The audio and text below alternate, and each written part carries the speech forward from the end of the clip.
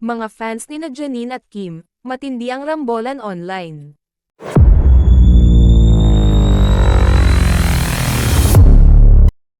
Balik sa top 2 si Nadine Lustre sa nagaganap na online poll para sa Outstanding Asian Star category ng 2024 Seoul International Drama Awards. Muli ngang nasungkit ng actress ang ikalawang pwesto kay Paolo Avellino habang nangunguna pa rin si Kim Chu sa nasabing online poll. Nominated para sa series na Linlang, sina Kim at Paolo habang sa Prime Video series naman na Road Killers, nominated si Nadine. Ang bilis nga ng nilaki ng boto ni Nadine kaya naungusan nito ang ka-love team ni Kim dahil nakakuha siya ng suporta mula sa fans ni Janine Gutierrez. Mukhang hindi pa rin okay ang ilang fans ni Janine kay Kim dahil sa pagkakalink nito kay Paolo.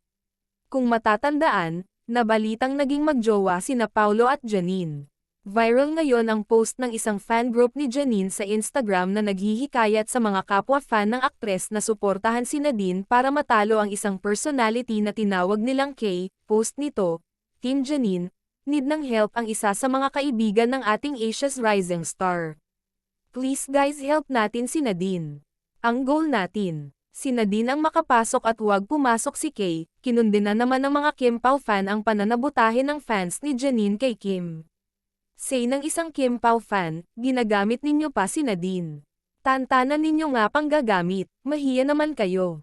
Kuda naman ng isa pang netizen, grabe, matutuwa ba si Paolo pag nalaman na ganito yung goal nyo, Team Janine, Pao 9. You can support Nadine in whatever ways you wanted, but never promote this kind of action.